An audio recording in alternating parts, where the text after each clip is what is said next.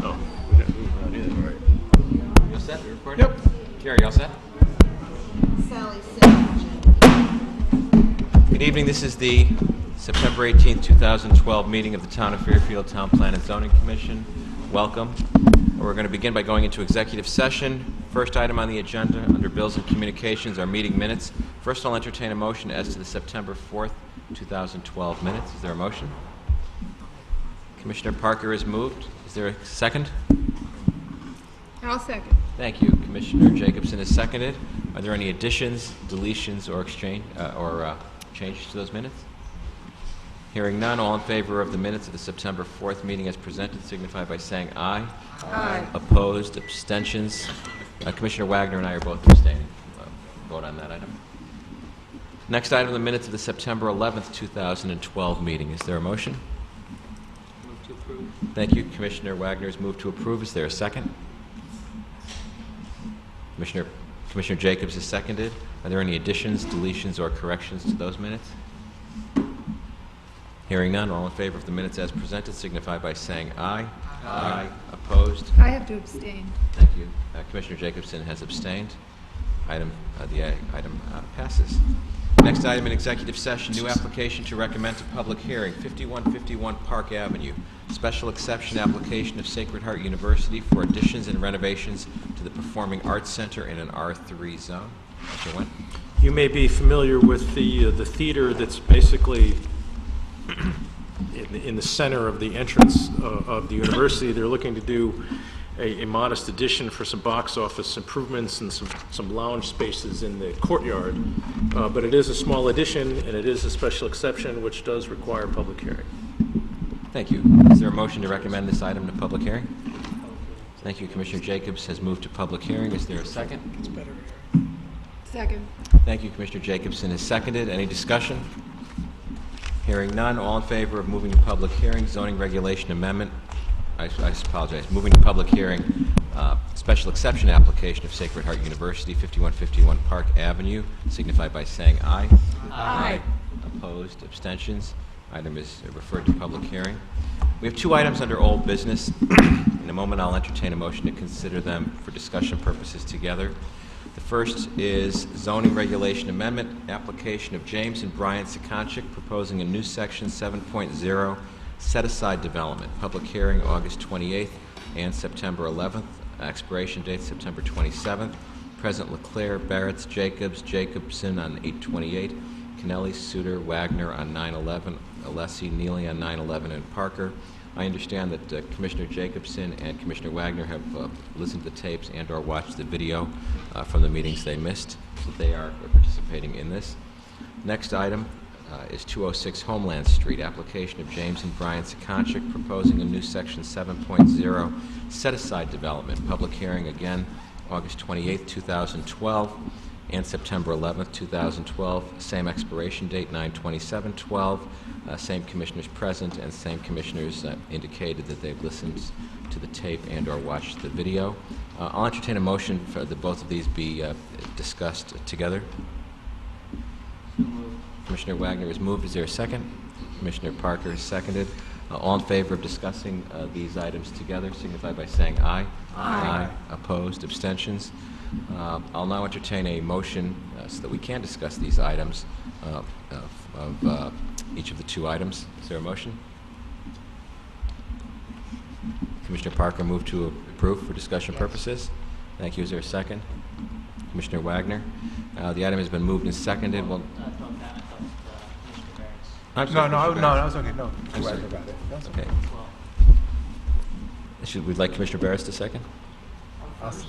I'll second it. Commissioner Barrett has seconded. So Commissioner Parker has moved. Commissioner Barrett has seconded. And I'll just read some comments into the record before we begin the in-depth discussion.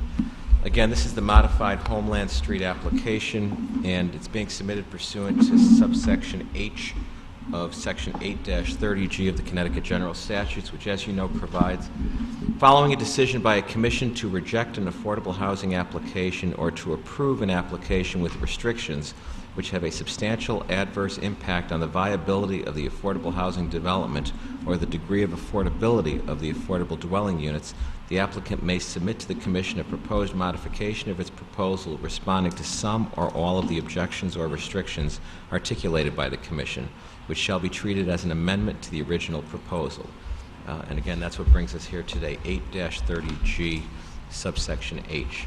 And the original application, it was an application which included a zone change proposal for the entire 10,000 square foot parcel.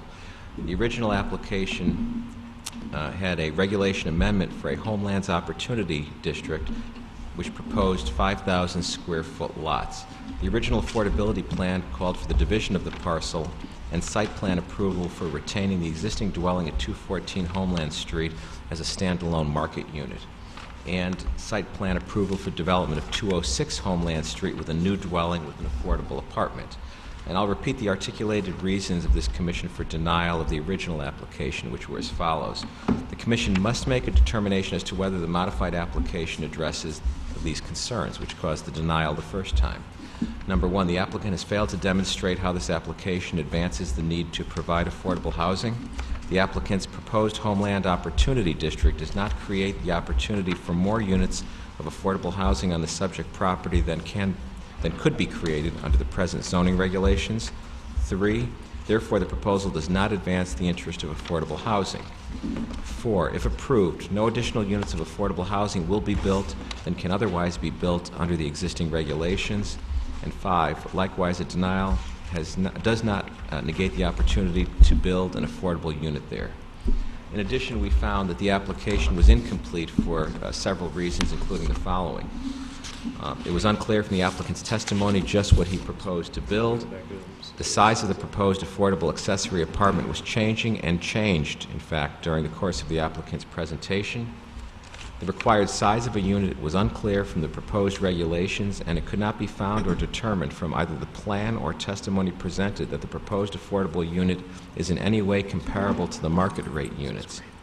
It was not clear from the applicant's testimony which units of housing are included in the 8-30G calculations and whether that determination is proposed by the number of units or the size of the units. It was unclear whether the proposed changes offered by the applicant were consistent with the proposed affordability plan that was presented. The affordable component as presented was not comparable to the 2 market rate units, assuming there were, in fact, 2 market rate units. There was no traffic study presented and no competent testimony by a properly qualified expert. There was no evidence presented which would allow the Commission to determine the project's impact on traffic safety. Items such as traffic volumes and line-of-sight distances were discussed in general by the applicant. However, no drawing, site plan, objective evidence, or any written data which could be reviewed and analyzed was, in fact, provided. There were no specific traffic counts, sight lines, or other information necessary to determine impact on public health and safety presented to the Commission. And the Commission was not presented with adequate information, and in some aspects was presented with absolutely no information to make a decision that is informed, proper, and in accordance with the laws of the state of Connecticut. And for those collective reasons, the Commission denied both the regulation amendment and the zone change application. The applicant then came to us, as I set forth above, pursuant to Section 8H of 8-30G. And as to the modified application, I believe the modified application ignores the existing dwelling at 214 Homeland Street and treats 206 Homeland Street as a pre-existing standalone lot. The modified affordability plan submitted is solely for a set-aside development of 206 Homeland Street. The modified proposal is for 3 new dwelling units to be constructed, one of which will be an affordable unit. However, the record supports a finding of merger with respect to the property referenced by the applicant as 206 and 214 Homeland Street. And this finding of merger is based both upon prior applications and permits that indicate the intent of the previous owner, as well as the case law that was put on the record. The record also includes a letter from the son of the prior owner confirming the prior owner's intent. Furthermore, the applicant did not appeal the denied zoning compliance application to build a new dwelling at 206 Homeland Street, the basis of the denial being that the property was merged. As a single property, the modified proposal actually includes a total of 4 dwelling units, 1 existing and 3 new units, only one of which is an affordable unit. That simply does not meet the minimum standard for affordable housing development under Section 8-30G. The modified regulation amendment proposed by the applicant presumes to create an exemption for existing non-conforming accessors parcels if developed for a set-aside development. This proposal, however, as submitted, is solely for 206 Homeland Street. The regulation amendment does not cure the remaining non-conforming lot at 214 Homeland Street if, in fact, 214 Homeland is not part of a set-aside development.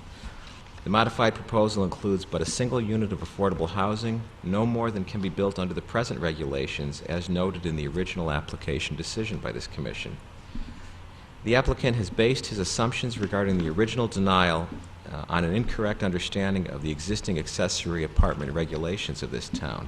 And when he was corrected on the matter, he makes no quantitative analysis as to the economic feasibility of the project which he is now proposing. The modified application does not increase the number of affordable housing units proposed under the original application. It does, however, include 1 additional market rate unit. This does not address the concerns articulated by the Commission on the original application and is counter to the purpose of a modified application as expressed by the Connecticut General Statutes. In addition, there was no proper traffic study presented by the applicant and no competent testimony by a properly qualified expert. There was insufficient evidence presented which would allow the Commission to determine the project's impact on traffic safety. Items such as traffic volumes and line-of-sight distances were discussed in general by the applicant. However, there was no complete and adequate drawing, site plan, objective evidence, or any written data which could be viewed and analyzed to make this determination. There was simply incomplete data such as specific traffic counts, line-of-sight distances, and other information that would be necessary to determine the impact on public health and safety. That was just not presented to us. And the applicant, in fact, claimed that he completed his traffic study after the previous denial of this commission, which traffic study, as presented to us, included observation of school buses. However, the denial of this commission occurred on June 26, which is in fact after the school year concluded for Fairfield Public Schools, so there couldn't have been any school buses to consider in that revised traffic study. They simply weren't on the roads at that time. I'm also concerned, as I'm sure my members of this commission are, about fire safety issues that were raised during the hearing, as well as building issues as raised by Commissioner Alessi in his questions.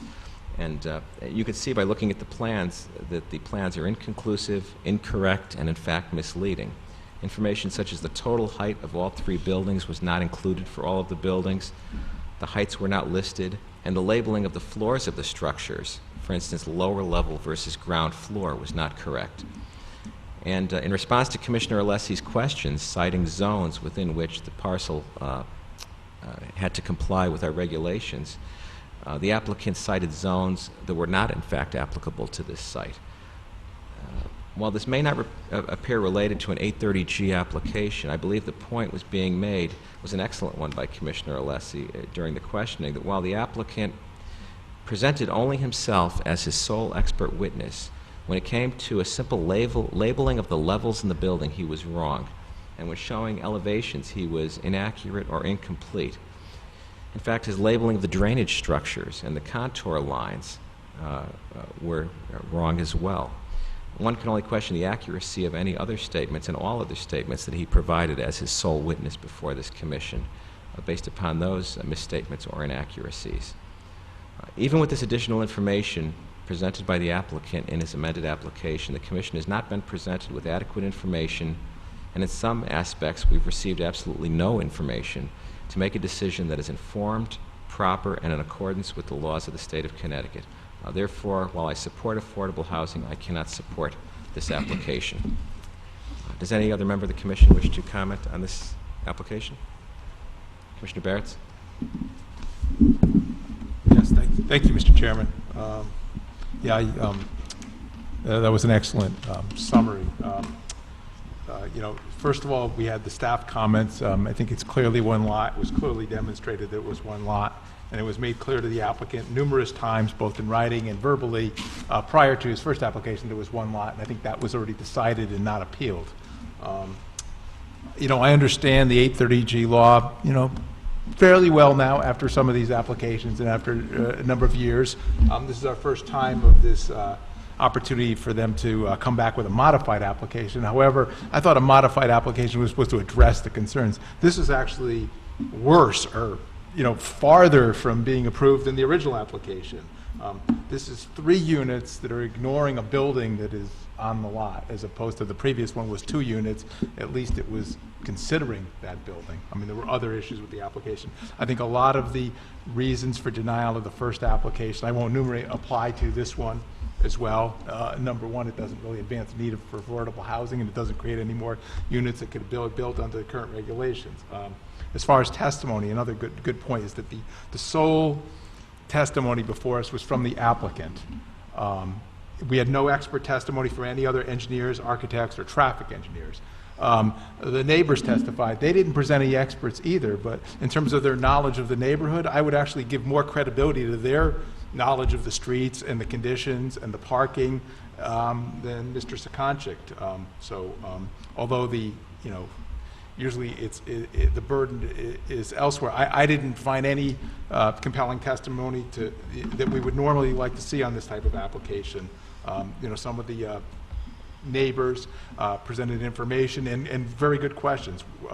What are the sight lines going to be? They weren't measured. He could not tell us what the sight lines were or what tools he used to measure it, or when he did this. Where will all the cars park? How much parking is this going to generate on the street? I think these are legitimate safety concerns, which I don't even really get to because the application just doesn't meet the standards for affordable housing, and it's defective. So I would not support this application. I think it's a little unfortunate that we spent another 2 nights on an application that was actually worse than the first. So I would not be supporting it. Thank you, Commissioner Barrett. Commissioner Suter?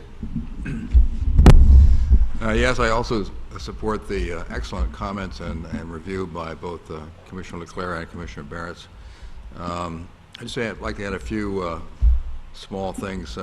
First of all, I think there are parking and traffic safety concerns in that there are going to be a large increase in cars, probably 6 to 9 cars in a very short space on a short block. I've been to the block and driven down the street, and between the cars backing out and the hedges through which they will back, plus the cars parked along the street, I believe there's a high risk of an accident from this increase in cars on a short block.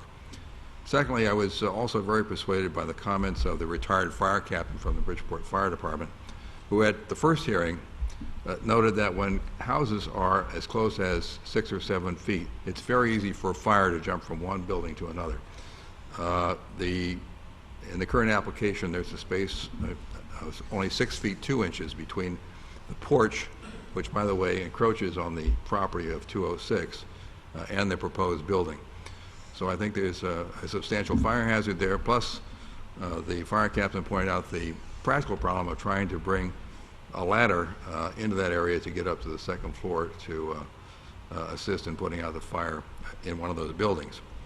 And finally, I'd just like to again reiterate a problem that I pointed out in the first hearing and also in the last hearing we had here, which is Section 8-30G A6, which describes set-aside developments and describes them in terms of 2 classes of housing. One for people who have 60% of median income and one for people who have 80% of median income. The plain meaning of the statute that there must be at least 1 unit in each class, and therefore you cannot have a set-aside development without at least 2 units of affordable housing. As we all know, this application only has 1 unit. Mr. Sakonchik has relied upon a case called Cohen v. Ledyard Zoning Commission, which I have read and studied. That case, although it approved an application with only 1 unit, did not address any issues relating to the statute itself, which specifies 2 classes of units. Instead, it dealt with 5 other issues raised by the Town Zoning Commission on appeal, which had nothing to do with the number of units involved. So therefore, I believe that case is not on point as non-applicable to this application, and therefore the application is in violation of the statute and should be denied. Thank you, Commissioner Suter. Commissioner Jacobs? I agree with everything that's been said so far. It's just some other additions to it. I think the application would be a faulty application because it is not a modification, it is a new application. The first application had the 2 lots. This has 1 lot, or comes to us assuming that it is 1 lot, and therefore it is not a modification of an application, but a new modification. I mean, a new application. Thank you, Commissioner Jacobs. Commissioner Parker, and then Commissioner Wagner. I would like to address some of the issues of the affordable housing. And the town of Fairfield has worked very hard to bring the town into economic balance. Our Housing and Economic Development Department has been providing help with home ownership assistance. The Affordable Housing Committee has been elevated from a task force to a full committee reporting to the RTM. The TPZ has adjusted our accessory apartment regulations to expedite the application process. The TPZ has added inclusionary zoning to the new transit-oriented overlay. Home Connecticut has provided us with very useful information. As a commission, we've been working very hard on these issues. We have already put in the overlay. Our plans for affordable housing have to do with various locations in towns and putting in required overlays. And I'm somewhat offended by the application and the misuse of the statute. I think in terms of the homeland area, I think that area is very dense as it is, and not an area where it's also quite affordable in many ways. It has a lot of lower priced and moderately priced homes. And I will not support the application, and I'm just very sorry. And I am a member. I was a member for many years of the Affordable Housing Committee. I am currently a member of the Fairfield County Affordable Housing Network, and this does not impress me as a good case for affordable housing. Thank you. Thank you. Commissioner Wagner, and then Commissioner Jacobson. Thank you. I agree with the comments, and I won't reiterate them. Particularly, I adopt Chairman Leclerc's summary and his statement of reasons. I would just like to add a couple things First, I would like to adopt Mr. Wentz articulated reasoning and analysis in response to the applicant's submission of the 2 letters and attachments, including the cases and legal authority that was submitted into the record at that time. I found that very persuasive. The cases cited by the applicant did not stand for the propositions recited, and the legal authority provided by Mr. Wentz did stand for the propositions that he asserted in his rebuttal. I'd like to just take particular note of the evidence that we heard, which supports the conclusion that these properties are merged. We heard testimony from the public that there were observations of a unified sprinkler system. The applicant confirmed that. It is installed at the house, the current dwelling, and runs contiguously throughout the purported 2 lots. This was installed, my understanding is, by the former owner. We have heard the evidence of the prior owner's son's letter in the record, also supporting the intent of the prior owner. The unified lot, the merged lot, is also fenced contiguously, and the swimming pool installed on that lot as an accessory to the dwelling supports the use of the unified lot as a single lot. The fact that the prior owner built the porch overlapping the purported property line in the center is further evidence that the owner did not intend to keep the lots separate. all of this can lead only to the single conclusion that the prior owner's intent was to merge the lots, and the applicant did not provide any evidence to the contrary. In fact, their current use of the property supports merger as well, because they've now rented the dwelling to tenants, and those tenants are enjoying the use of the adjacent pool and doing landscaping and caring for that property as well as the main dwelling unit that they're renting. And I find unpersuasive the applicant's suggestion that there is a verbal agreement to allow them use in exchange for them upkeeping the land. I think that that's pretext. The evidence is clear. The intent of the owner was not to keep the lots separate. Their use, in fact, affected a merger of the lots. And I think that on that basis, the comments of Mr. Chairman Leclerc are very well taken, and I won't be supporting the application. Thank you, Commissioner Wagner. Commissioner Jacobson?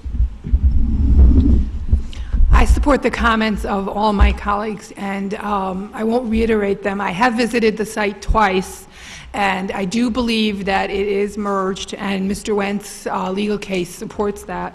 I have concerns about fire and safety, and I cannot support this application for those reasons. Thank you. Thank you. Is there any further discussion by any member of the Commission?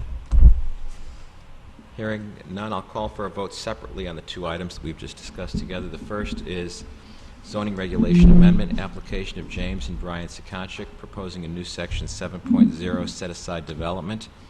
All in favor signify by saying aye. All in favor signify by saying aye. Opposed? Nay. Nay. Abstentions? Item fails unanimously. Next item, 206 Homeland Street, application of James and Brian Sekonchik, proposing a new section 7.0 set-aside development. All in favor signify by saying aye. Opposed? Nay. Nay. Abstentions? Item fails unanimously.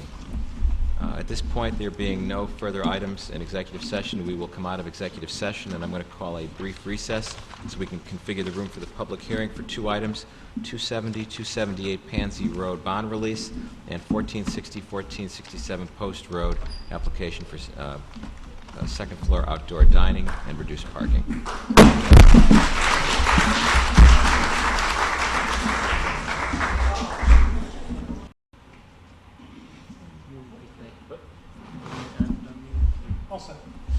This is the public hearing of the Town of Fairfield Town Plan and Zoning Commission, September 18, 2012. I just apologize for the public for this 20-minute delay. We've been waiting for the applicants on the two matters on public hearing, neither one of which have come. The meeting was noticed for 7:30, 50 minutes ago, so we are going to begin on this evening. The first is 270, 278 Pansy Road, request of Ray Panigiotti for 100% release of a $7,815 bond pertaining to subdivision improvements in an A zone. Is anyone here to present this item? Is anyone here to present this item? Hearing none. Is there any member of the public which would like to comment on this item? Also hearing none, I will close the public hearing on this item. One other item on public hearing, 1460, 1467 Post Road, application of 1460 Post Road LLC to establish a second floor outdoor dining patio with requests for reduced parking in a center design district. Is there anyone here to present this item? Keep him out. It appears that Mr. Walsh is arriving. He's going to the other door. You can't make this up. Gonna have wind. This is like would be on the Daily Show, John Stewart's show, you know. Control this one. Here's your chance. Here's your chance. Close it out. Still can't do it. Right, thank you.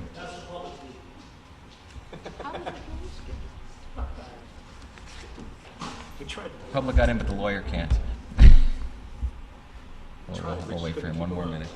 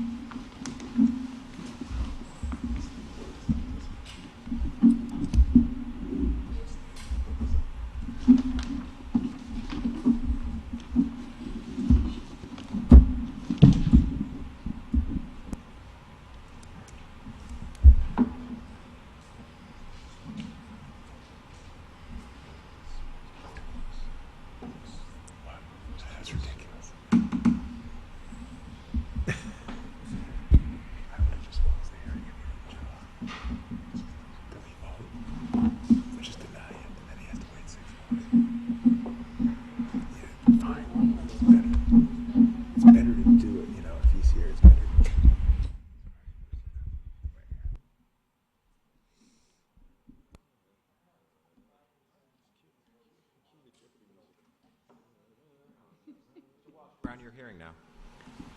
We started your hearing. Waiting for you. I'm sorry. I didn't know if you realized that when you were setting up.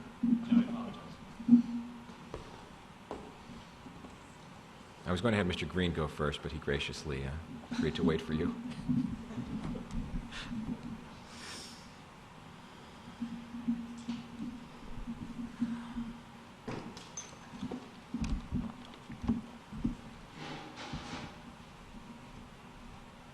Mr. Chairman, members of the commission, good evening.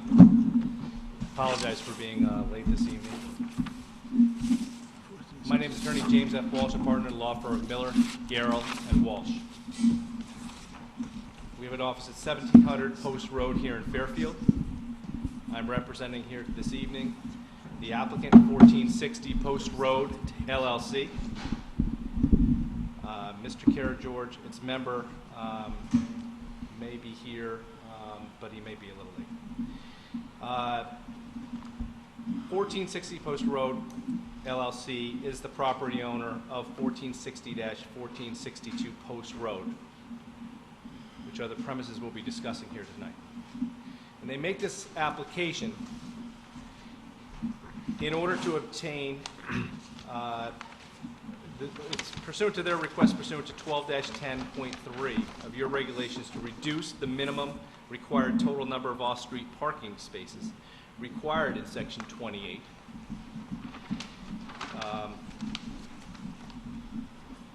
by a total of 12 spaces.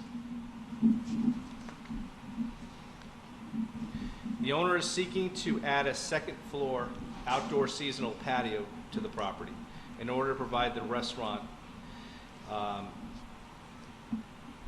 tenants with space for an outdoor patio, which will require the 12 additional spaces pursuant to your regulations. The applicant's building is unique in that it is a small, single-story brick building on the corner and appears out of place compared to the other two buildings that surround it on Post Road in the heart of Fairfield Center. The applicant proposes a new, exciting plan by adding a partial second floor and a seasonal outdoor garden terrace to the building. As you know, we've been given permission, a special permit by this commission to do such.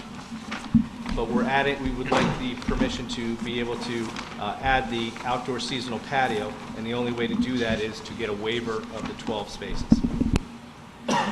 This commission has previously approved a special permit, as I mentioned. The applicant's design, as shown on the design elevations, will make this particular building better blend with the other buildings in Fairfield Center for a cohesive look, while at the same time enhancing this corner of our downtown with a beautiful seasonal outdoor garden terrace. Instead of placing the outdoor dining area in front of the busy intersections of Post Road, Sanford Street, and Reef Road, the applicant proposes building a seasonal outdoor garden terrace on a new second floor of its building. Can I just interrupt you at this point? Sure. You're not suggesting that you have any right for outdoor dining on the front of the busy intersection of Post Road, Sanford Street, and Reef Road, are you? No, we're not.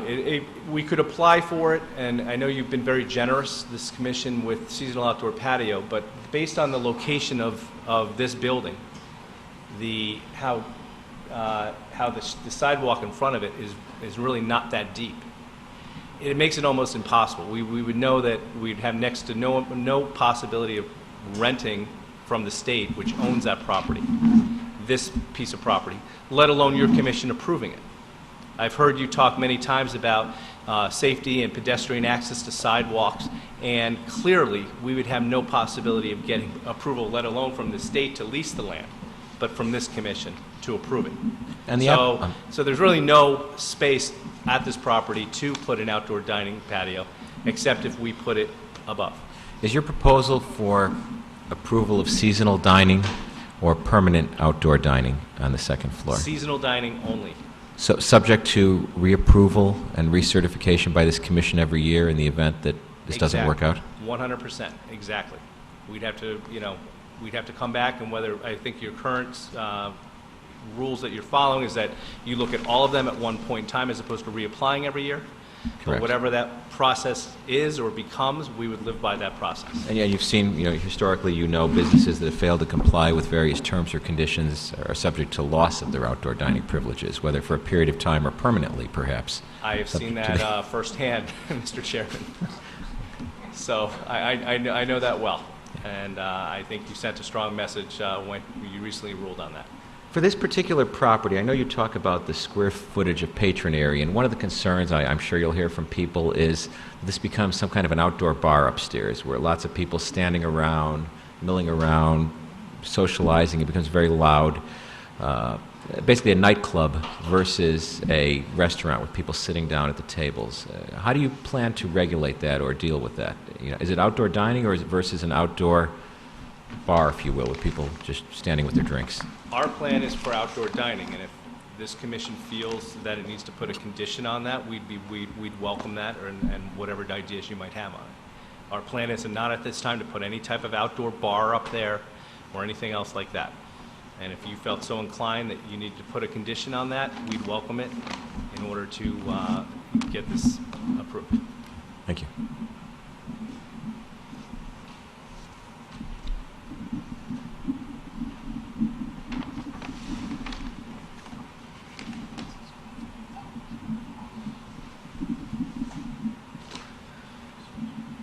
This applicant has been having great difficulty getting a qualified and quality restaurant to lease the building because of the small size of the premises and because of a number of other factors. Some of those factors were the lack of basement for storage, the lack of an office, the lack of exterior land to have seasonal outdoor dining. The applicant's proposed lease with Roan Corporation, who we had a lease with, who were the previous owners of Centro, ended because of the lack of storage space needed to operate the restaurant effectively. This applicant has spent the last year expending great amounts of its resources to cure many of these site issues in order to bring a quality restaurant tenant to Fairfield Center. It has dug out a basement and installed a sophisticated groundwater pumping system in order to provide the restaurant with the requisite storage. Further, the applicant has now designed and is prepared to build at its expense, if approved, a second story to its building so that it can add the office storage and seasonal outdoor dining terrace that so many restaurants crave. Many of you have probably seen the beautification that the client's been doing and reconstruction of the exterior of the building to make it much more attractive.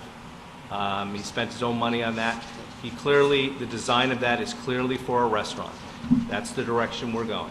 If this application is declined by this commission, the applicant's going to have to reconsider what it's doing because we're having a hard time getting any type of quality restaurant in here without that additional space. It would probably be a lesser quality restaurant, coffee shop, or some other use. The applicant has had numerous offers from several major coffee/donut shops, a convenience store, several national fast food retailers, and other high turnover food establishments. The applicant does not believe that it would be in the best interest of itself, the town of Fairfield, and Fairfield Center merchants to entertain any of these offers, because they would provide a much higher density in traffic that already exists in the bustling Fairfield Center. For these reasons, the applicant has focused all of its efforts and financial resources into converting the building into a gem of a restaurant in the heart of the center. The applicant has met with numerous restaurants regarding the lease space, despite the desire to invest in Fairfield Center and bring some quality restaurants to Fairfield Center. A condition precedent to any agreement is the application being approved for seasonal outdoor dining that many other restaurants enjoy in this town and have added vibrancy to our center. All love this location, but the lack of seasonal outdoor dining put them at a financial disadvantage from other restaurants in Fairfield that they would be competing with. With respect to this application, the patron floor area of the applicant is shown in the plan submitted with this application is 1,080 square feet, 600 of which will be used for indoor dining, 480 square feet of which will be used for seasonal outdoor dining. This establishes a requirement of 27 parking spaces. The property has no on-site parking spaces. Two previous tenants of the premises were each granted variances pursuant to 28.6.12 for a total of 15 parking spaces. One was Las Vegas Lounge, which was granted a variance pursuant to 28.6.12 of 9 parking spaces on June 5th, 2003. Attorney Walsh, if you could just refresh our recollections, the 600 feet right now for indoor dining, that's what currently, or most recently, was improved by this commission, correct? Yes. I know you had the first application, then you came back and made some switches of the spaces. Still 600 feet is- 600 feet of patron floor area. Okay. So basically, the application we reviewed last time, that whole first floor reconfiguration remains the same. This is just a change to the second floor of the structure, is that correct? Yes. Where all the extra patron area is upstairs under this proposal. That's the last application I was here before. Mr. Parageorge came back on his own about the back portion of the property, if you recall that. You were not involved with that? I was not involved with that. About whether or not to be able to use that back retail building, because he had one potential tenant who wanted the entire thing. He was also having a tenant which was having a number of water infiltration issues, some of which were caused by some neighboring properties that have continuously caused water to come into the building, and they were threatening to leave. So that was an option that he was prepared to do. Until he starts doing that, until he starts using the whole thing, we're currently keeping the one as retail because that tenant is calming down a little bit, although they recently got flooded in that major rainstorm that happened about 3 or 4 weeks ago that flooded the entire center. So now they're grumbling again. But right now, what he would like to do is to keep that retail in the back and to keep the current empty space that we want to use for a restaurant as a restaurant, and to put the second floor on that we received the special permit from this commission on. Okay. With regard to the second floor, could you discuss the railings a little bit? Sure. The heights, how you're going to prevent people from falling off, especially those that may have been drinking? Yes. David Wojtowicz from Franzen, J.P. Franzen Architects and Associates, prepared the railing diagrams so that they meet all required standards. Do you know how tall they are? Looking at the plans, there's a height on one of them, but it doesn't show from. They're listed as 3 feet 6 inches, but I can't tell from where. It looks like from the base of the overhang of the first floor. I don't know if that's from the ground floor decking or not. It's at the top part of the drawing. Where the floor is. Yeah, I don't know if that's 3 feet. No, 3 6. It says 3 feet 6. It says 3 feet 6 minimum, but it doesn't show from where on that profile. I believe where it's showing the minimum from is from where the floor area is on the decking, on the second floor.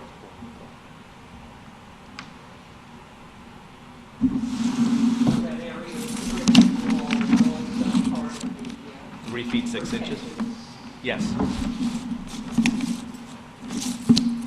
the railings sit on top of the wall? Yes. And it's to match what's down on the first floor. Yeah, the railing matches what's on the first floor. Yes. But I think Commissioner Claire is trying to understand how high the top of the railing is from the floor. And based on what you just said, I'd be curious to understand how much of that is wall and how much is... No, yeah, your mic might be off. Sorry. Commissioner Wagner, if you may just repeat the question so we get that on the record. Sure. Well, the 3 foot 6 inches, as I understand it now, is from the base from the floor on the terrace to the top of the railing, correct? Yes. Yeah. So that's comprised of some portion of which is wall, Yes. and then a railing on top of the wall. Yes. Do you know how much of it is wall and how much of it is railing? I do not, because the architect didn't place that in his plan, so I don't know what the exact part of that measurement is. I mean, to me and my naked eye, I mean, it seems to be 70% or somewhere around that is wall. I guess that's a good question, as I think here, one who has children that are bigger now, but when they're little, if kids like climbing, if we have to be careful if there's a railing on top of a wall, the kids can get themselves up onto.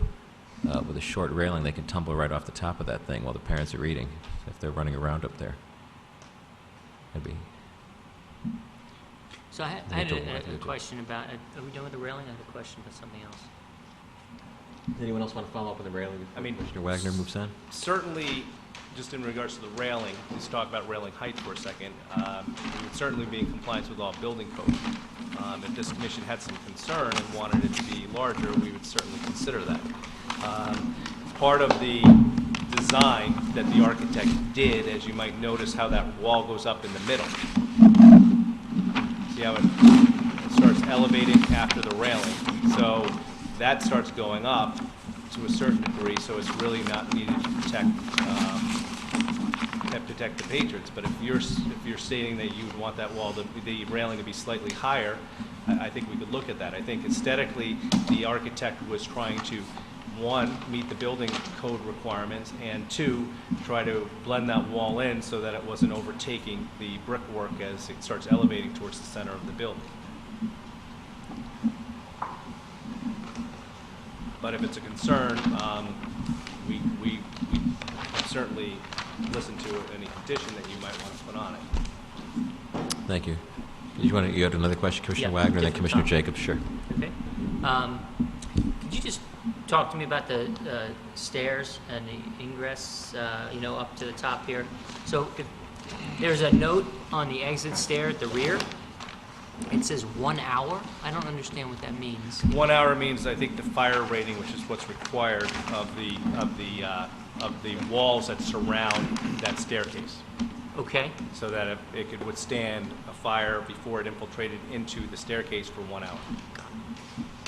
Is that the staircase that goes down into the basement area that's now been created by the owner?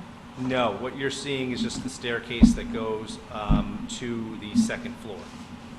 To the second floor to the office? Yes. Okay. And that, There is another staircase that goes underneath the other staircase that goes down to the basement.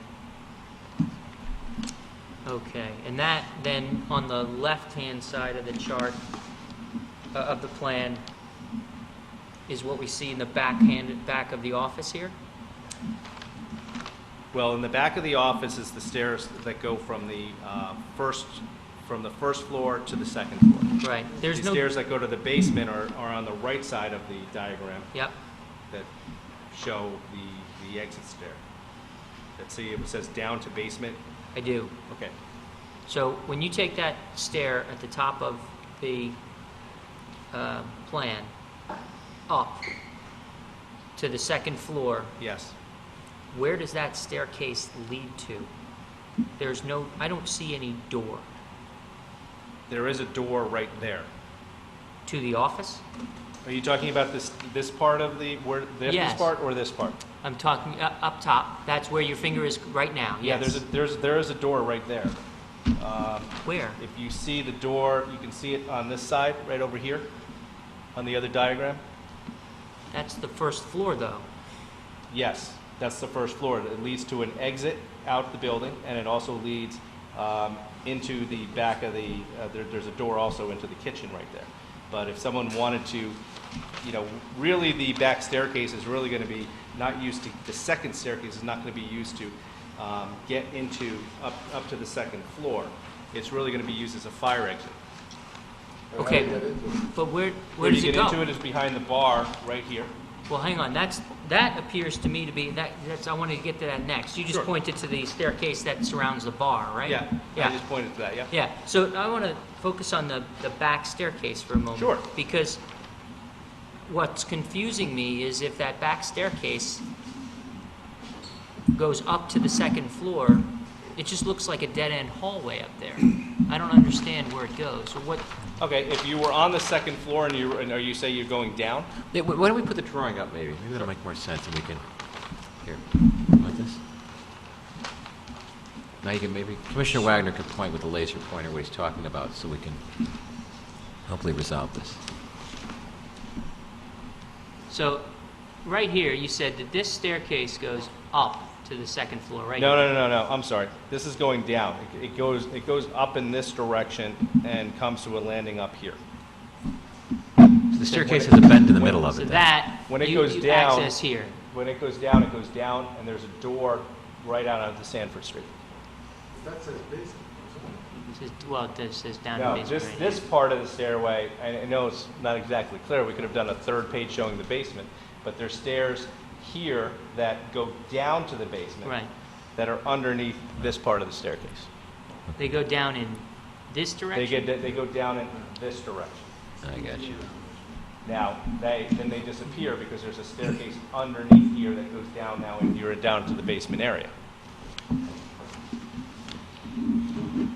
The slopes follow each other. This, That's a okay, all different right. So That this one's- one, Yeah. okay, Yeah, that one's- that goes up to that door. Got it, okay. Now, thank you. Sure. I was not reading that. That's all right. It's a little confusing because there's no breaks there. I understand. Right, Yeah. right. So now, you don't anticipate that the patrons are going to be using this back staircase that we're just talking about? No. Okay, so they're going to come in the front door, they're going to come across the bar here, and then they're going to go up this staircase around the bar, Yes. and then come up to the second story here, Yeah. and then out to the porch there, Exactly. okay? And it says open around the bar area. Yes. What can you explain that? What Yes, describe that? because as the stairs come up over here and start kind of going up like this, there's going to be a bar area here, but after you get to a certain point, the top area is going to be open. There's going to be Like an atrium. Exactly. And so along this level here on the second floor, Yes. that wall right there, is that just going to be a wall? This is a hard wall to the outside of the building, to the exterior of the building. Right. And so it's just a big column above the bar that Yes. just goes up to a Yes. second story Yes. ceiling? Yes. Okay. That's what I wanted to know. I think architecturally they were trying to show some openness around the bar area. Right. Thank you. Commissioner Jacobs? Earlier, you were stating that by having, by being able to get your outdoor dining on the second story, you'd be able to have a more quality restaurant, which would be a lower use, but yet you're almost doubling your square footage. So how do you get a lower use with double the square footage than you would without having that extra square footage? Well, the square footage, the additional square footage is being used on a seasonal basis, so it allows the restaurants to make, obviously, during the summer months, a fair amount of more money to be able to use that exterior area. It's kind of like the Molto idea. I mean, same thing. They make, I think I was here before you on that other application where during the period that they could not use their outdoor patio, their revenues were off approximately 35%. So yes, the thought process is that the restaurants understand that, but it adds to their business model of bringing in revenue for at least a period of time, whether that's 30 or 35 or 40% more during that period of time. I'm not even looking at the revenue end, I'm looking Yep. at the number of patrons, because you were saying it would be a less intense use to have a restaurant that had the extra square footage. I think what we're talking about when we say less intense use is, I don't want to get into the names of clients that are, or vendors that are potential people who want to be there, but let's say a pretty popular coffee shop where people are kind of coming in and out, especially during mornings and whatever, in the midst of our rush hour downtown as well. So you'll be having a lot more cars. I think if you just choose one for an example, the Dunkin Donuts down the street by the McDonald's, by the circle down there. How many cars are coming in for short trips? Well, we don't have a parking lot to be able to do that. So for more intense usage, I think that's what I was... You're saying as opposed to another alternative use, in other words? Yes. For the space, in other words... Something where someone's right. coming and staying for a while. The idea hopefully being an hour that or by two. creating more of a sit-down restaurant Yes. environment with longer patron stays, that's the intensity you speak of? Yes. Okay. Yes. So in certain respects, I think that having people who come on site who stay for an hour or two, as opposed to somebody who's coming in and out, like a convenience store trying to buy a paper, or a fast food restaurant where someone's coming in for 5 minutes, ordering their hamburger or whatever they're ordering, and then coming out and keep going and whatever, it's less intensive use. Could I ask another thing? I don't mean to, but and another element here regarding intensity, not to make the case for you, but because I'm interested in this. it would be the idea that there also be, unlike other restaurants along this strip, it would allow whatever exterior patron dining area not to be in the sidewalk area. Obviously, it wouldn't be supported there, I know that. It's obviously too narrow. But my point is it'd be another way to have diners on the street, something I've generally been supportive of because of what it does for the what it does for the streetscape. But in this case, you aren't going to be competing for turf in front of the building. Yes. I mean, not that you could have at all in this situation, but it's still a way to deliver that, which is some patrons outdoors, which generally adds to the streetscape. Yeah, Most people and think. Chairman Leclerc asked about that earlier, Right. and we don't even see that it's a non-starter Right. Yeah. because we'd have to lease land from the state, which they would see this intersection and never lease us the property, and then we'd have to come before this body, where I've been before a number of times on the applications for outdoor dining, and I know many of you have a concern about public access to the sidewalks. And it's a rightful concern, you know, and based on how narrow this sidewalk gets there, and it being a major intersection in town, probably one of the busiest, it would not support outdoor dining. So this, in another sense, is another sort of way to, if not lessen the intensity, to move it. Yes. Yes, you do want your patron. The goal is some floor space that you wouldn't have otherwise in good weather. Yes. But at the same time, you're putting them upstairs. So you're keeping them on your lot. You're not looking for that. Yes, That space that's already intensely traveled. It's an opportunity to have outdoor dining, Right. but not to cause pedestrian traffic issues or safety issues on the sidewalk. Thank you. Commissioner Barretts, then Commissioner Parker. I have two questions, Mr. Walsh. One, just because Mr. Leclerc was alluding to it before, I just wonder if you could clarify previous applications and approvals this year, whether you were involved or not. One, I recall, both of these got approved. One was an application to put storage area on the second floor. Yes. And another one was to eliminate the retail on the first floor and use it to support the restaurant, but not necessarily new patron space. Could you just talk about both of those approvals and how this application would fit in with them, or whether they're current? I think you said the retail is going to stay retail, so that's not happening now. Sure. Well, I can really address one The storage fully one? because I was involved in it. Okay. And that was where we came for you for a special permit in order to have the second story office, to build the second story, and that was a special permit we had received, and that part is not changing. I mean, really, other than Okay. That's the office then, not... that's the office. There will be storage in there. Okay. You know, there may be, in this day and age for restaurants, you need to store liquor. It has to be locked up under the liquor control requirements. And also the wine, if you have, needs to be stored at certain temperatures, so there may be wine storage up there. But it's pretty much going to be only for that office is really going to be only for management to use, or for staff to go get to resupply themselves for, the next day's worth of stuff. So that part really isn't changing. Okay. Now, the other matter that came before you, Mr. Karageorge was representing himself, and that was to get permission in the retail space to have a change of use, which was from a retail to a restaurant. So he'd have the opportunity to have a restaurant. He has never done a restaurant, so the current usage, the retail, we can still use. So he's never done anything to do that.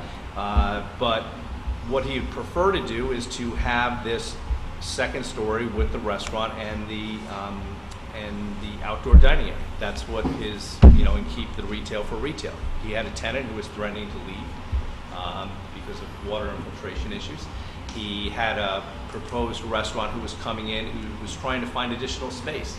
Since the second story was not approved for the outdoor seasonal dining area, that other person wanted to maybe put the kitchen and stuff in the back retail area. So started exploring that. So Mr. Karageorge pursued that on his own, and he got permission to have a change of use. He's just not done it. Now, since that approval, the retail person has been working out some issues with his leasing attorney, about potentially staying, although there's been some other water infiltration since then, so we're really not sure what's going on with that. But the real intent here is to have the retail area stay a retail if we can get permission to have the outdoor dining area. Okay. And have the necessary approvals for that. Yeah, that was one of my concerns. And still, just there'd be three approvals. It's, regardless of how we got it, 3 different kind of approvals. Just wonder how it hangs together, because that's actually within a few months, so just understand how they... I understand the confusion and Yep. the concern. Okay, and my second question, then I'll be done, is just could you because I don't see a parking grid here, could you just, because the main request here that you're making related to enabling this is for the parking, so let me see if I understand this correctly. There's currently 600 square feet, so you need 15 spaces, and those, you got previous variances from the previous owner, so that's Yes. how you get the 15 spaces.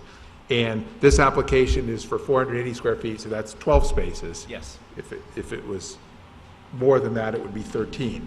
So you're asking us to use the regulations that allows us to vary our own parking regulations in the center design business districts to waive 12 spaces. But in the end, just you would have a restaurant that requires 27 spaces, where you're actually providing no parking at all of it would be waived. So my question to you, just in the downtown area, is like, where are the patrons going to park? I understand you have 15 now, and that's waived, but just by asking us to waive the 12, I just wondered what, is the rationale for doing that? I'm just very concerned about, a restaurant with no parking and giving them, 27 spaces of waivers. I know we use this usually, but sometimes it's like, well, they need 18 and we're giving them 16, but this is 27 to 0, so, or 12 to 0 on this time, so. I can either get that into my presentation, or I can answer you directly. I'm willing to wait. I don't want to throw you off. I'm sorry. No, I was about to just about get there. Okay, so, sure. And maybe I'll stop at the end and see whether you have any further questions. Okay. Once that parking, unless there's other questions. Yeah, I think Commissioner Parker had a question. Sure. Yeah, I have a question. I'm just curious, I'm counting tables as they appear here, and I'm seeing 11 tables. And is that the kind of commitment that one would make to a restaurant, that there would be just 12 tables and 600 square feet? Or in the off-season, you crowd it a little more and move tables down? Well, I'm not sure whether we could squeeze many more tables in. That's the current design that was designed for And a that's restaurant. designed Yes. for the amount? For the amount by our architect. Okay. Missing Thank you. somewhere.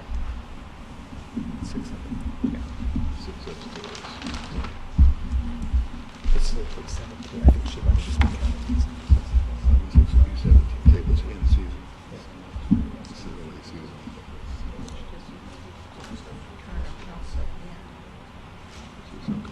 So the applicant is seeking this commission pursuant to 12.10.3 of your regulations to reduce the minimum required total number of off-street parking spaces required in section 28 by 12 parking spaces that this applicant does not have for seasonal outdoor garden terrace it desires to build. The applicant currently has approval for 600 square feet in the patron area or 15 parking spots. The applicant represents that there is currently ample parking in the area to accommodate the additional patrons that will utilize the outdoor dining area, outdoor dining patio. First, there is a municipal parking lot that is directly across the street from the applicant's property.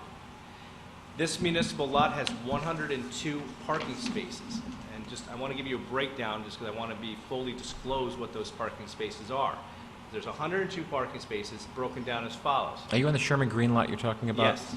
Not counting the Behind the gazebo. Not the parking garage behind No. Borders, just... No, because we don't own that property, and I believe any public parking on top of there ran out in the past year. That deal they had with the Clevelands and the town, where the town got to use a certain number of spots on top, from what I understand. But those are all allocated to existing commercial use. Well, I think there's probably more than enough for commercial uses, because But it's private property. It's private property. Got it. The lot you're talking about is a municipal lot. Yeah, I'm talking about the municipal lot, yes. There are 62 regular parking spaces. There are 35 employee permitted spots. Those spots are for employees with permits from 8 o'clock a.m. to 5 o'clock p.m., Monday through Saturday. And then there are 4 handicap spots, and then there's 1 spot within the last year that has become an electric car recharging station. And obviously no one's supposed to park there unless you're charging your electric car. Clearly during dinner hours, when we believe will be most occupied by patrons, there will be 101 available parking spots from 5 o'clock on, every day. That's not including the one for the electric charging spot. Secondly, there are additional parking spaces all along Post Road and Sanford Street that border the applicant's property. Lastly, the town of Fairfield has plans of getting a substantial number of parking spaces close, as many as 200 by some recent counts. On the New Haven bound side of the center train station, as part of the Metro Center contracts with the state of Connecticut. For those of you who don't know, what was in that agreement was supposed to happen is with providing 1,500 spots, the state was supposed to turn over all of their parking spots on the New Haven bound side of the tracks to the town of Fairfield. There's been some reduction of that, and there's some final negotiations going on. There's been a survey that's been done because when the final parking lot was made at the Metro Center train station, there was less than 1,500 spots. The reason that was because the state came in with requirements for an area for buses to come in and a requirement for a taxi stand, all not part of the original agreement. But because there's only 1,300 and approximately 80 spots or somewhere around that number, the state is saying we want to hold on, then since you haven't provided 1,500 spots, we want you to give us some of the spots at the trains on the New Haven bound side of the tracks. The state's impetus in this is to try to say we added 1,500 parking spaces. So they're trying to get there one way or the other. But needless to say, there will be several hundred spots becoming available on the New Haven bound side of the tracks. The first selectman is represented that his plan for these spaces is to turn them into municipal parking and to employee parking for downtown merchants. It's a conversation I've heard him say. It's a conversation I've directly had with him. In the evening when our commuters return from work, there are many additional spaces because even currently, once everyone from rush hour gets back, all those spots free up and all the various restaurants and merchants after 5 o'clock, their patrons find an area to park back there. The applicant's proposed new plan for a first of all, is there any further questions, Mr. Barrett's? I knew you had some where we were going to find parking spaces, and that's my presentation on it. Yeah, as I read into it, I just want to make sure I understood the presentation. Just one question, Mr. Mr. Cannelli. Walsh. Thank you. One question regarding, obviously, you might begin a dining service at say 4:30 or 5 o'clock. I'm not sure exactly what the time would be, whether you'll have lunch traffic. Lunch business and all. I would guess other restaurants do. So roughly, what are we looking at if we were looking to subtract employee parking related to this? Is there any estimate to how many employees are going to need parking downtown that we would, kind of in our calculations, withdraw from what you just described? Because the employees can't arrive at 5 o'clock. You know what I'm saying? So that they're going to need to have. Where do they park? You mean after? They have to be accounted for. If Sure. If a dozen employees or a half dozen employees take some of those spots, we have to kind of work that into our calculation. Any idea of the anticipation about what kind of a wait staff you're going to have and all and other employees? I don't know what wait staff's going to be because I don't represent a restaurant, but Mr. Carrador, some estimate. Run a restaurant. I mean, during your dinner time, based on this size restaurant, Yeah, just some kind of being estimate. a restaurateur, you know how many staff you have on at that point in time during that dinner period. Let's step up. This is John Carrador for the record. John He's the owner of Carrador. the building. Yes, hello. Usually have between 5, depending if it's a Monday or a Friday night, between 5 to 10 employees that we have on staff. And usually sometimes now being near the train station, they'll either come in from the train station, use that, or they live close by. Most people, it's pretty well congested with employees down in the area. If you look at it, a lot of people like to walk around. A lot of the local restaurants, a lot of the kids and a lot of people work around there. They live also around there too. They walk. So I just want you to be out there on that. Okay, thanks. And I don't know exactly whether you can assume that every employee is going to have a car, because I don't know if anybody's noticed, but around closing time to many of these restaurants, the number of restaurant employees that are on bicycles, I see them all the time.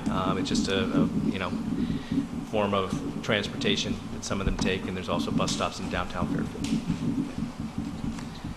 Any other questions regarding the parking? I guess the other thing we have to consider too is, and you probably haven't done the calculation, is how many other businesses rely on that Sherman Green lot that don't have parking, whether it's Centro or the Las Vitas or Archie Moore's, the French place next to Archie Moore's, Firehouse. You're going to have a number of those type of restaurants. Firehouse closes, though. Well, just an idea. You know, we have to think about the point that Or, we've oversaturated the right. parking. We have to think carefully about, because a lot of businesses, the yogurt shop there next to Colony, a number of those businesses don't have parking that are evening food service type places. So we have to. The yogurt place next to I forget the name of it. That's has parking as part of the Colony lot. they do. Yes. There's a certain number of spots that were assigned to them prior to Colony getting their variance. So they do, I just know, I represent both Colony and them.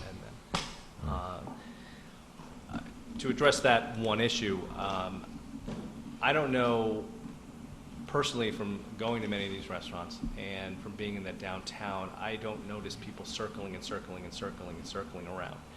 I think many people use the parking area back, especially people on Sanford Street, and Mr. Karageorge's property is less than 500 feet from that, use the parking at the train station when the commuters have all left. It's just become, that's the way it's become.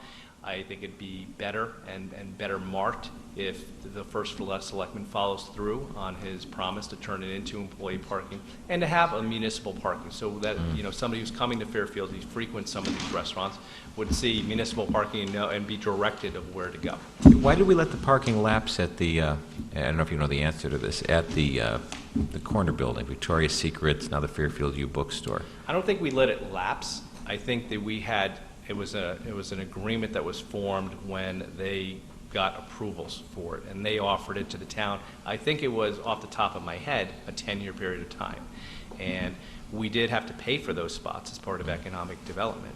But, I think the landlord, rightfully the agreement came to an end. They're his. It allows him to do other more, I guess, high-intensity uses in the future, so I don't think he wants to give them away. I mean, I'm not sure whether economic development's talked to them about trying to release them, even if it's for a shorter period of time or something else, but from what I understood, this was the year that it expired. Maybe a planning discussion we need to have. Our downtown has become so vibrant. We don't want to turn it into a Hoboken where you can't park anywhere. No, I don't think. Although as much as I like downtown Washington Street there. Well, I've been to Hoboken as recently as today. Thus, my journey here is fairly lengthy, and my apologies for the delay tonight. But I was going to say, I don't think we're quite there yet. What I was wondering, Mr. Chairman, was whether or not the parking authority keeps the kind of statistical information that you're seeking in terms of how they, as part of their assessment of downtown parking, and it might be something maybe we can use as a resource, a letter maybe, or through staff, reaching out to the parking authority to see if they have good data on this kind of stuff, to see what the local restaurant scene does now in terms of these areas by the New Haven bound side, the Sherman Green lot, et cetera. So because we want to encourage that downtown. Like this past weekend, anyone who's downtown saw how crowded and nice it was. People walking everywhere, and the businesses doing quite well. We'd like to not box in any of them by overdeveloping. Well, not to offend the honor of Hoboken too greatly here, Mr. Chairman, but I will say to you that there's a synergy between an active restaurant life and the retail that is along it. Yeah. The folks who are there, especially on the weekends, are more likely, if you have this kind, a vibrant restaurant environment, to look at the small retail shops. A lot of those kinds of stores, I can think of things like the Tennis Spot or other ones that scream for foot traffic, right. and this encourages it. Absolutely. Commissioner Jacobs and Commissioner Alessi. When looking at the numbers, it would be also useful to look at the volume that the Fairfield Theater Company has, because that is a large facility, and when they have a concert and they sell out most of the time, that's a lot of spaces, and that's another one to add to it, not just the restaurants. Commissioner Alessi. Mr. Walsh, what's the square footage of the basement? Square footage of the basement. My client represents that it's between 1,000 and 1,200 square feet. So what's the possibility of your client coming back to us and saying, we can utilize the basement for office space and the extra 500 square feet that we have upstairs, we want to put dining tables in there? Well, I think we would entertain a condition if that's a major concern of yours, but I will tell you that the basements of these restaurants are very much sought after because you need to put your kegs someplace, you need to put your soda pumping machines and run lines and all sorts of stuff through them. Plus, I think we'd probably have an egress problem with an office, the fact that there was only one staircase going down. So, It just seems- but if that's a major concern, No, if you're afraid we're going to put an office down there, I think we'd be welcome a condition saying we won't do that.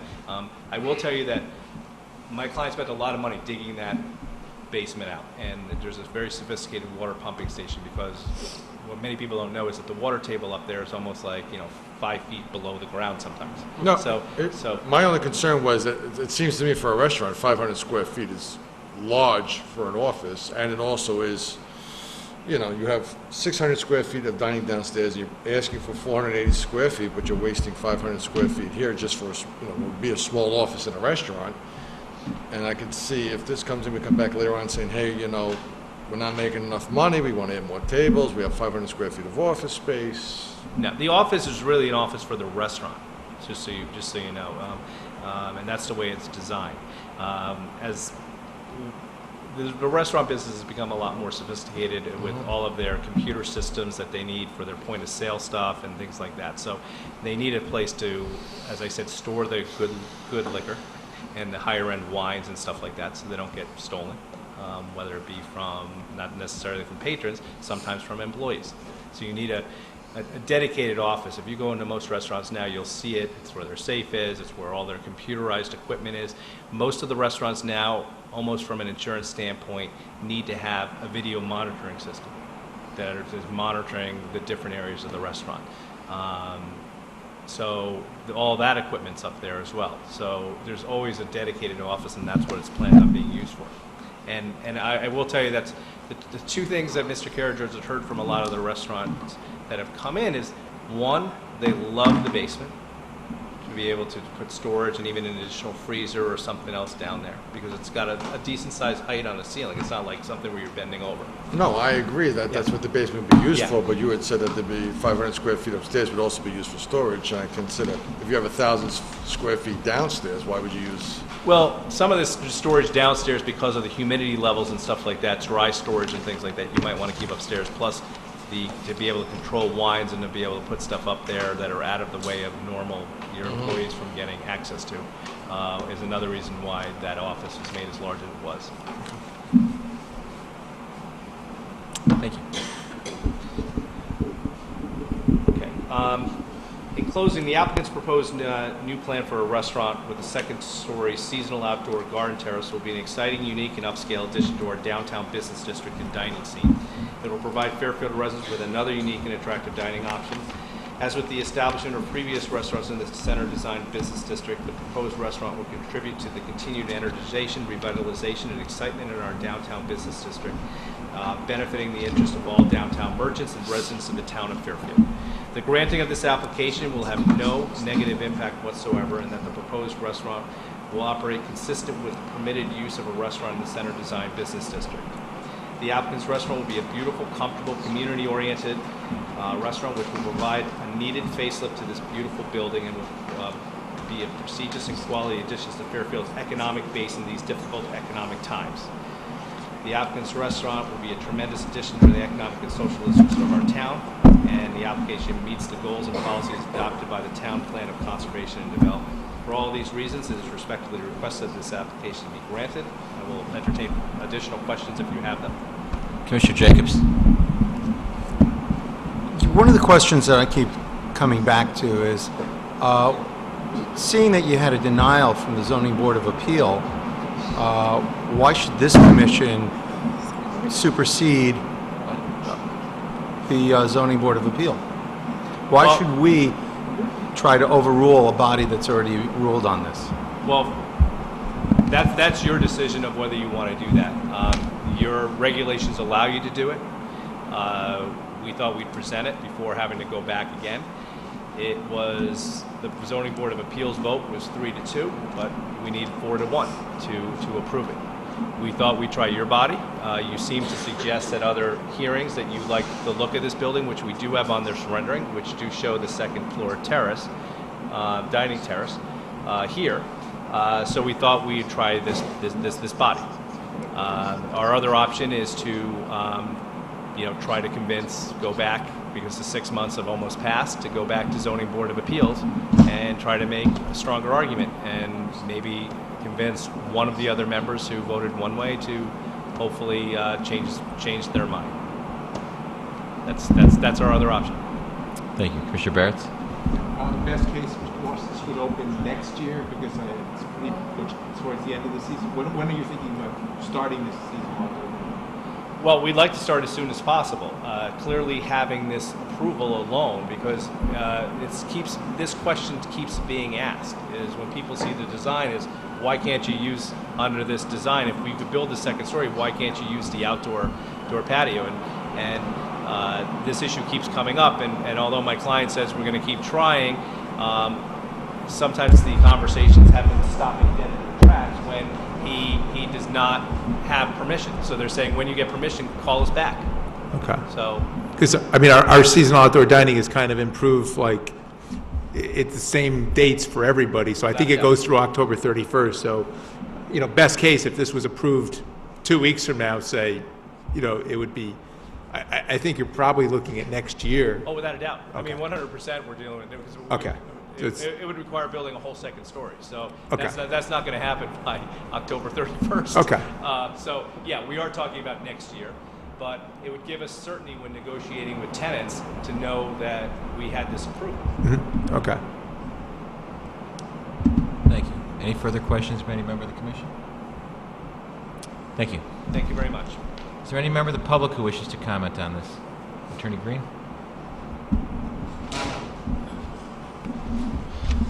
Good evening, Mr. Chairman, members of the commission, staff. My name is Joel Green. I live at 52 Stoneley Road in Fairfield. I practice law in Bridgeport with the law offices of Green and Gross. I'm here before you this evening on behalf of E&F Associates, LLC, who is the owner of the abutting premises at 1474 Post Road. Hold on one second. Jared, are you able to pick this up? I know it's raining so loud. Are you having audio trouble?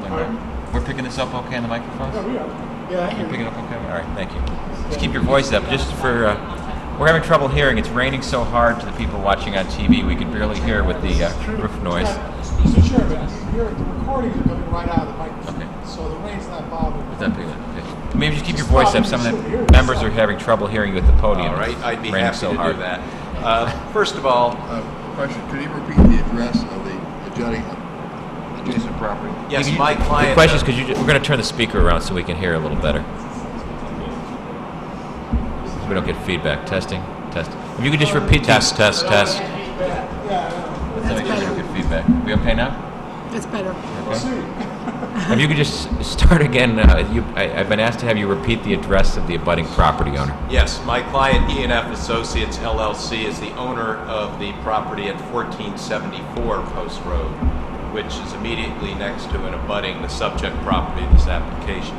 I appear in opposition to this application. I'm going to shorten my presentation a bit, but I am struck by the questions that the commission asked, and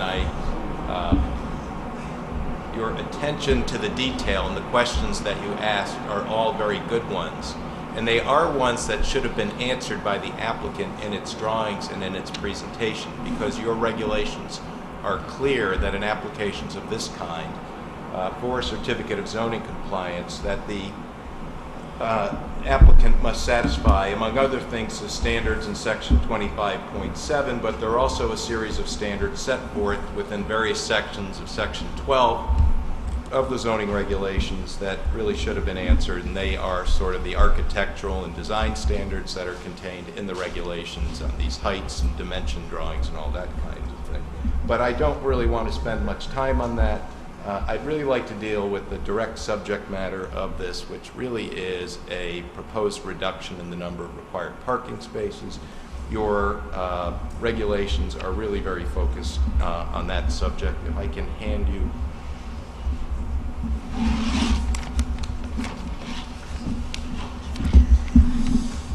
Just watch all this spaghetti.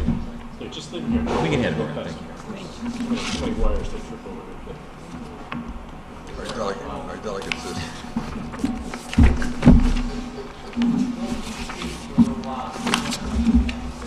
I don't know. We can talk about other applications, but I really. We only get started on time. We'd be There's home really by not now. too much.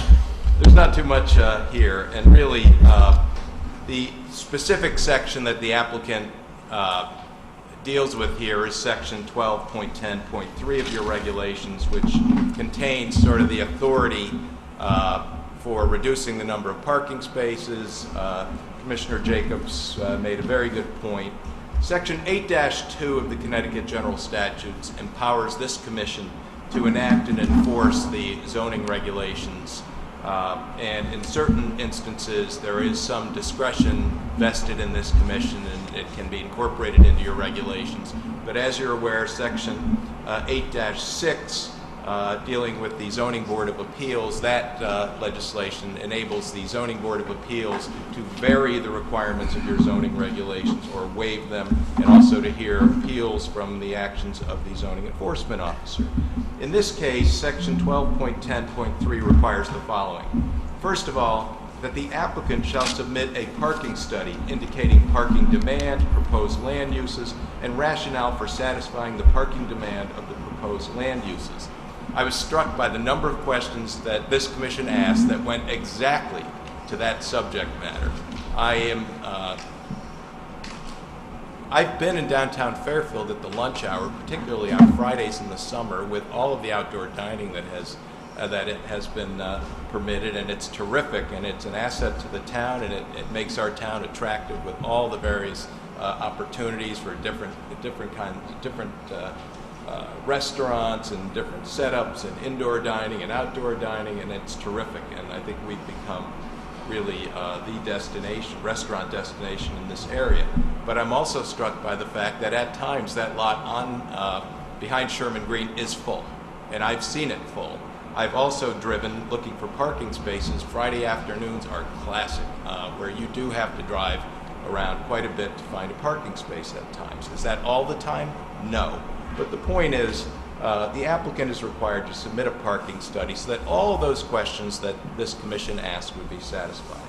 More significantly, though, it says for multiple tenant properties with a common or shared parking area, as permitted in Section 12 of these regulations, the total required number of spaces otherwise required in Section 28 may, at the Commission's discretion, be reduced. Well, this is a multiple tenant property, I'm hearing, because the retail store is still intended to remain, I understand from the applicant's comments, along with this restaurant use. But there is no common or shared parking area on this property.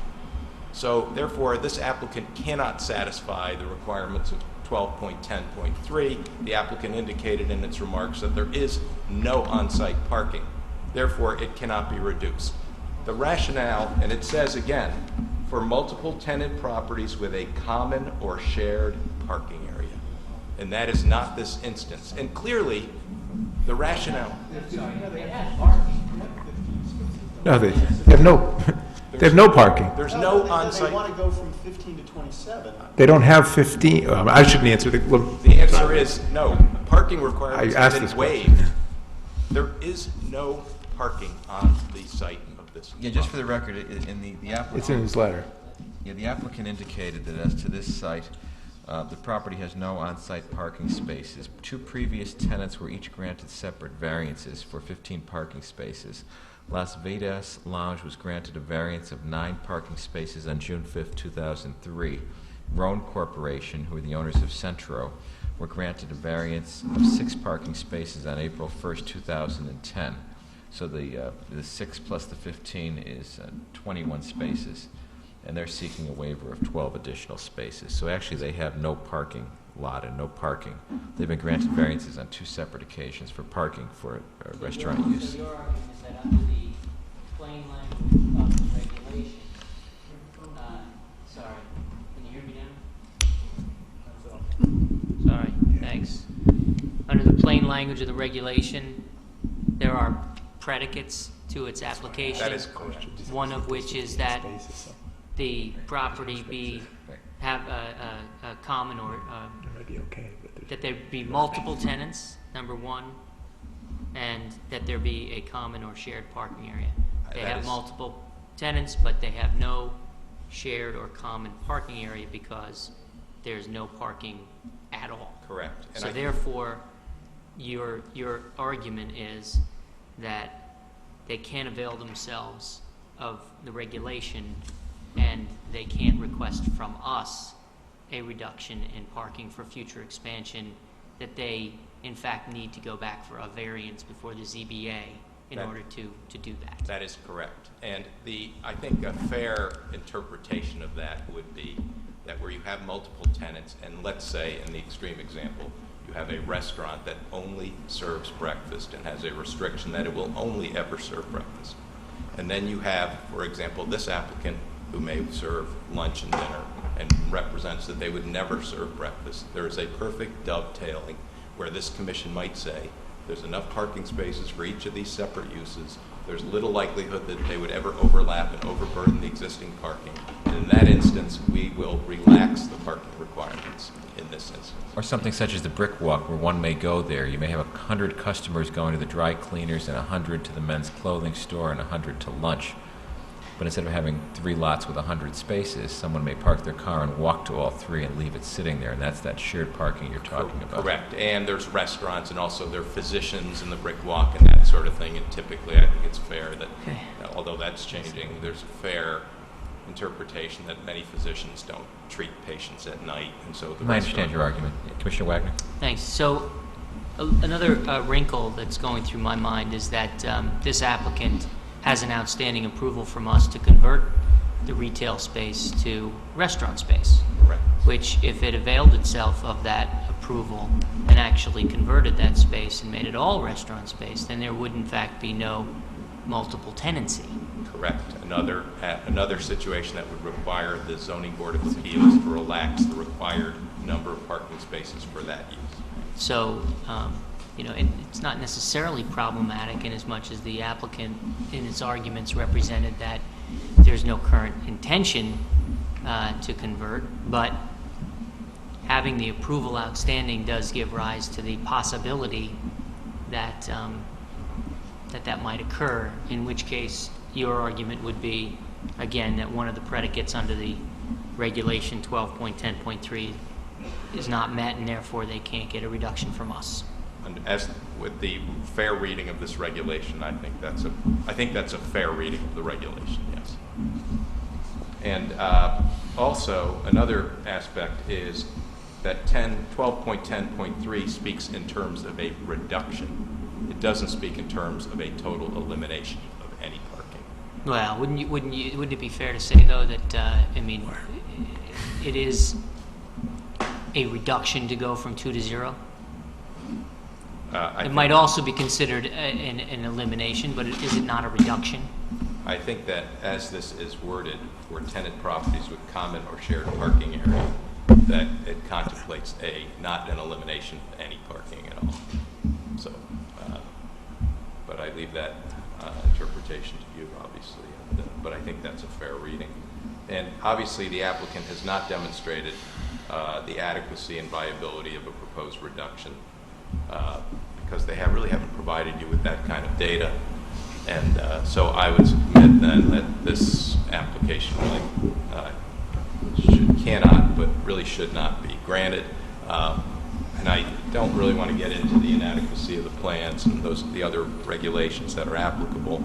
But one of the things that struck me, and just as a note for the future, in terms of your future architectural and design standards for downtown, it struck me that one of the things that we as a town may look at is handicap and ADA, not requirements, but try to encourage developments that accommodate handicap or accessibility in a meaningful way.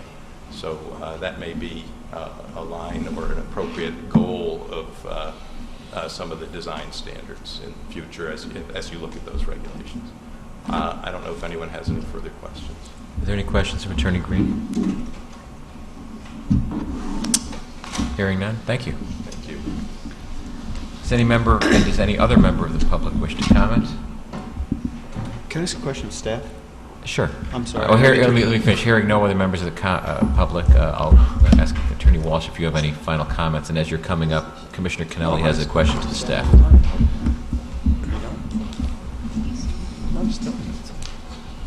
No, my question is, how are other restaurants along the Post Road, how do they deal with these issues? I'm thinking ones like Wild Rice that don't seem to immediately have a parking lot on site. How is that handled by the town and our regulations? Is there a brief history and understanding? Because there's a number of restaurants that are along that row that wouldn't seem to apparently have obvious parking lots. There are very few restaurants in the downtown, perhaps with the exception of some of the restaurants in Brick Walk where there is parking lot. Right, there's a they garage. Actually have the requisite number of spaces that a regulation requires. And so how did we come to have this vibrant restaurant scene, which is pockmarked by empty storefronts now?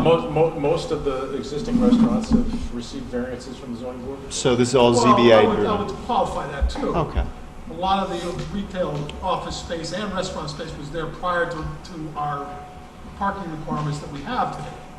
So they're grandfathered? A lot of them are, exactly, a lot of them are grandfathered. So when there are new uses that go into these buildings, we do a calculation that if there's a particular use that was there before the regulations require, and now under our regulations requires 10 spaces, that place, for lack of a better term, it has a credit of 10 spaces. Because it existed, and under our regulations, that use would require 10 spaces. It's there. So if someone else moves in and needs 10 spaces, then they meet the parking requirement based on either a waiver, as Jim mentioned, or existing non-conforming. But that's the bottom line is the downtown center's had commercial uses there almost for 100 years. And that's right. Just through the change. The buildings are pretty much the same with some variances as far as larger, it's getting larger. But for the most part, they've been that way for some time. Thank you. Attorney Walsh? Okay. In rebuttal, E&F Associates, who is our next door neighbor, is once again here in opposition. This opposition has been going on for anything we try to do at the property. There's been discord between Dr. Raviola, who's the owner of E&F Associates, and Mr. Karageorge.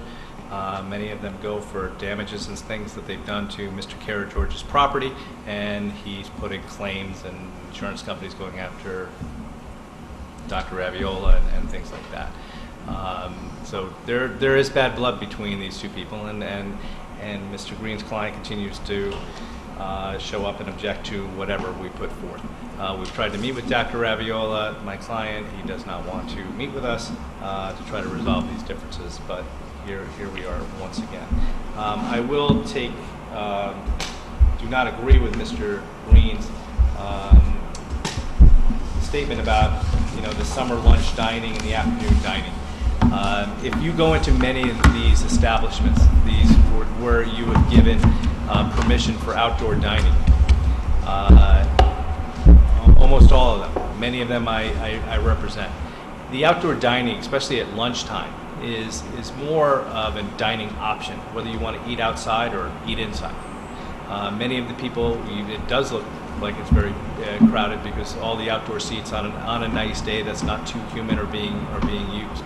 But if you go inside that establishment, the indoor seats are not being used as much. There are plenty of seats. I mean, this goes everywhere. If you go to Firehouse Deli, and on a nice, beautiful day, you can walk outside. It looks like the place is packed. You go out, you want to go into the back, you can get a seat anytime you want. This happens at almost all of these establishments that have the outdoor dining. People like the option, but during the lunch period of time, it is not as big a problem as Mr. Green has suggested it is. It's just not. We don't have that many diners for lunchtime in this town as we do, as we have diners in the evening. That's just a fact. And you've all, many of you live here and can see that yourself. It's, we're bringing people in from other towns to our dining scene because of how popular it has become and the quality of restaurants we have. So those people are coming from multiple towns after they work. The majority of this town is not going out and spending $20 or $25 for lunch every day. It's not happening. So the lunch problem is not as bad, and that's why the use of the municipal lot, where there are 30 some odd spaces being used for the employee permitted parking, is not as big of an issue. And in the evening after 5 o'clock, when the dining scene in this town hits high gear, those employee parking spots now become regular parking spots that the public can use. In regards to the interpretation of 12.10.3, which Mr. Green was arguing about whether a reduction is really 2 to 0 or whether that's not. It's got to be a reduction to something lower than what it was. I'm not as concerned about that than I Yeah. am about your response to Sure. the predicates in the regulation to its application. I think there's different ways to read the predicates. I don't see anything in there that says that, where it says with a common or shared parking area, it says that the common or shared parking area has to be on site. Yes, we do not have parking. We do not deny it. Our parking is a common parking is on the street, is in municipal lots. That's what it is. So your So argument would be that it is common and shared. It happens to be public, and Yes. we can make the similar analysis. Yes. Okay. So Yes. how do you respond then to the prospect of an outstanding approval for the conversion of the retail to restaurant, and they're negating a multiple tenancy as a predicate to using regulation? Well, we have no plans at this point in time. We're going to be keeping the multiple tenants. Correct. As you sit here today, your plan is to still keep the retail use if this is approved. Yes. I understand it's the present intention, but would it be a condition of approval that the prior approval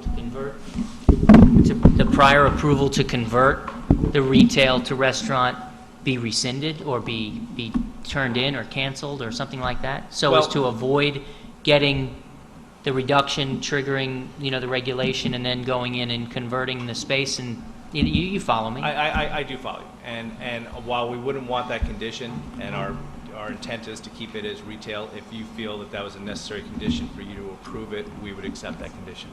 Okay, and then Can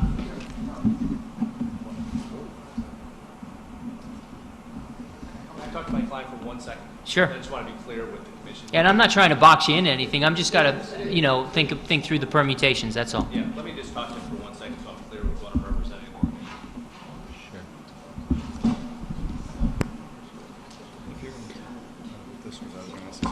You know what, Jim?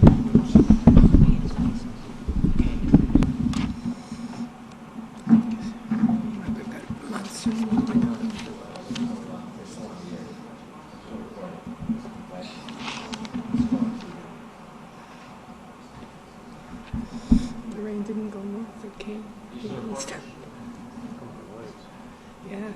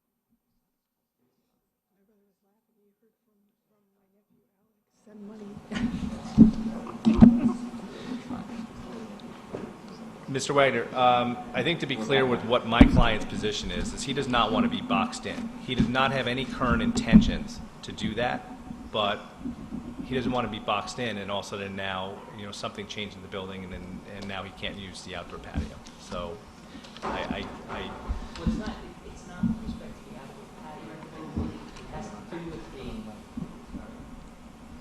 It has to do with our, the predicates under the regulation granting us the discretion to give you the relief for the parking.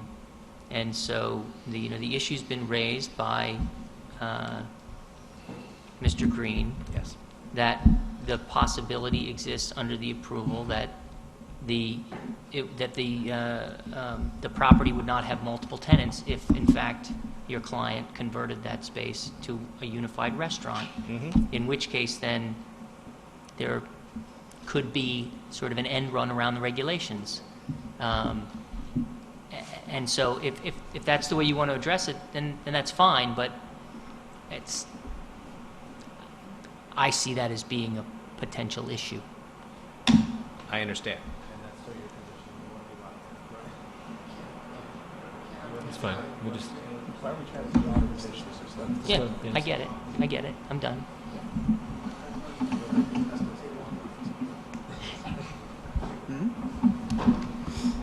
He understands, and we don't want to be boxed. Understood. And then my last question on this is just, could you please tell us why you did not submit a parking study, which is also indicated in the regulation?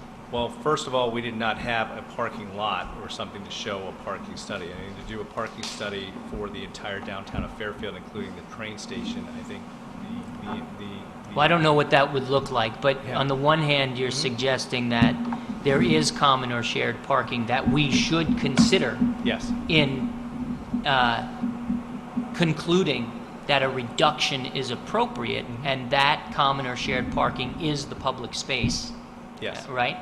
And yet, on the other hand, there's no data or a parking study, quote unquote. And I'm just reading the regulation. I just want to understand your position. The regulation requires the submission of a parking study. Presumably, that study would be about the common or shared parking area for which you're seeking relief. And I just need to understand why that wasn't done. I think it wasn't done because, number one, the shared parking is basically street parking, which I'm not sure how many you lay out, how many spaces and how often other people use them. I think you'd need really a lot more detail that we could ever get into, which is how many other patrons from all these other stores. It's in our downtown. It's a little bit of an odd situation. Further, the train station parking is still being negotiated as we speak, so there's no possible way that we could tell you what that end game is going to be, other than the fact that the town and the first selectman are representing under agreements with the state of Connecticut that they're getting this parking back. How much is being used for employee parking? How much is being used for public parking or municipal parking is still unclear. So I think any parking study would be completely incomplete at this point in time. And I guess if you were to deny it at this point based on that sole fact, I guess we'd have to address whether one could even be done, whether a study could even be done. There's no more information than the only definitive municipal parking I've told you about is the municipal lot across the way. And there are, as one of them commissioners said, it's various uses. Some people from Central use it.